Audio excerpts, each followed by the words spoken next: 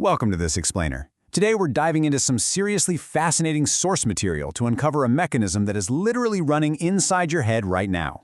We're going to look at how our own minds can, well, kind of trap us in these negative loops. But more importantly, we'll see exactly how to break free using a foundational concept in psychology, the cognitive triangle. If you've ever felt like your own brain is just working against you, yeah, you are in exactly the right place. I want you to take just a second and think about a totally universal human problem. Why do we so often feel stuck or just completely out of control? The source material we're looking at today points out something pretty profound. We often blame our parents or society or just the world in general for our misfortunes. But the reality? We are frequently immobilized by our own unexamined beliefs. We essentially suffocate in these tiny, rigid boxes that are entirely self-made. The chains that bind us are literally forged by our own hands. But hey, the good news here is that since we made the locks, we also hold the key to unlocking them. And that master key? It's called the cognitive triangle, or sometimes you'll hear it called the CBT triangle. Think of this as the absolute cheat code to your psychology. It proves that there's this interdependent, constantly flowing relationship between what you think, what you feel, and what you do. They are all deeply connected. And the most brilliant takeaway from our research today is this.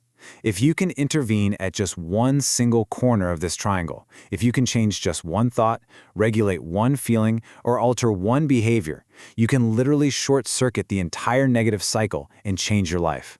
So here's our game plan for today. First, we'll officially meet the triangle. Then we'll break down corner 1, thoughts, corner 2, feelings, and corner 3, actions. And finally, we're going to wrap up with some real practical techniques for interrupting the cycle. All right, section 1. Meet the triangle and mapping your inner world. Let's actually visualize exactly how this machine operates before we try to learn how to drive it. Okay, so just picture a triangle in your mind.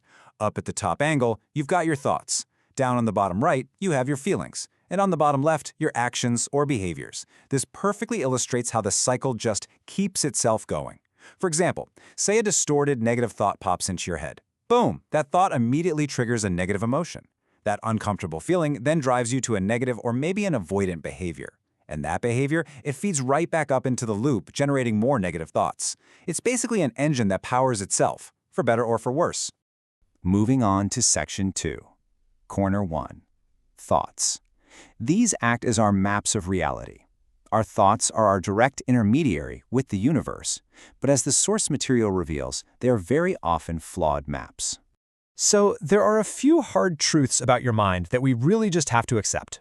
First up, your thoughts are tools, not your identity. Think about it like a plumber. A plumber wouldn't lug a heavy toolbox absolutely everywhere they go, like to the dinner table or into bed, right? Yet we drag around these heavy, counterproductive thoughts constantly, just exhausting ourselves for no reason. Second, your thoughts are just models of reality. They aren't reality itself.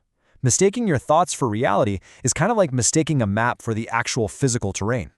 And third, the mind is actually neurologically divided. Feeling internal conflict isn't a sign that you're broken, it's completely natural. You contain multitudes, and guess what? Those multitudes are going to disagree sometimes. Now, it's really fascinating how cognitive distortions deceive us here. A cognitive distortion is basically just a specific, irrational thought pattern. Take all or nothing thinking, for instance. The thought says, I didn't get a perfect score, so I'm a total failure. It literally sees zero middle ground.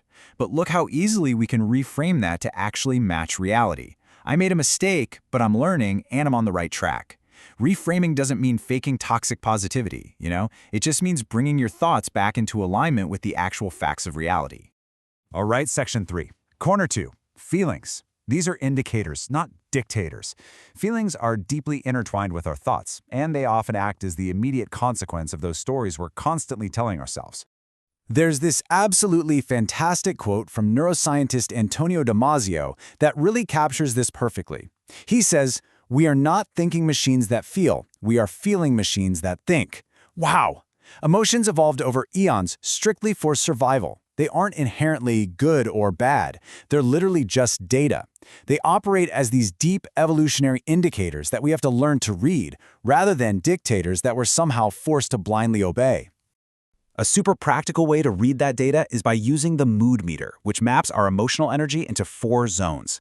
The red zone is high energy but unpleasant, think anger or fear. The blue zone is low energy and unpleasant, like feeling sad or just disconnected. On the flip side, yellow is high energy and pleasant, while green is low energy and peaceful. By mapping out your emotions this way, you can take a step back and realize that being in the red or blue zones usually just points to an unmet need. Like when you're angry, maybe your need for safety is feeling threatened. When you're sad, maybe your need for connection isn't being met. Feelings are really just warning lights blinking on your car's dashboard. Let's jump to Section 4. Corner 3. Actions. This is the physical manifestation. This is exactly where our internal loop of thoughts and feelings finally spills over into the real world. This is what everyone else actually sees. Doing is just any action you take, and what you do consistently over time literally shapes who you are. But as we all know, taking action isn't as simple as just deciding to do something, is it? Every behavior is influenced by these massive underlying areas of unconsciousness.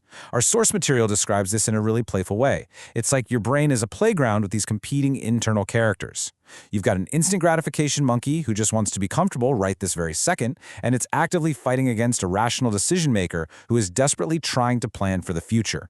So the absolutely crucial point here is that negative behavior cycles, they usually aren't born out of laziness at all. They're actually driven by an overpowering desire to just avoid emotional pain.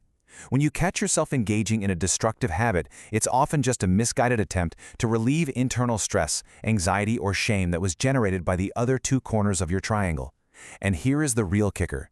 Procrastination is simply a practice for avoidance. The more you avoid the task, the more you magnify the fear associated with it, which keeps you utterly, completely trapped in the triangle. Which brings us to Section 5, interrupting the cycle, hacking the system. This is the most empowering part of our explainer, how to intervene and actively disrupt a negative cycle before it spirals out of control. One highly effective method we pulled from the research is using something called implementation intentions. Basically, think of this as coding your brain with a ready-made action plan. You have your automatic trigger, say you feel angry, and your default reaction might be to lash out or shut down. But instead, we use a simple if-then formula. If I start to feel angry, then I will stop and take 3 deep breaths. By deciding your behavior in advance, you completely short-circuit the loop.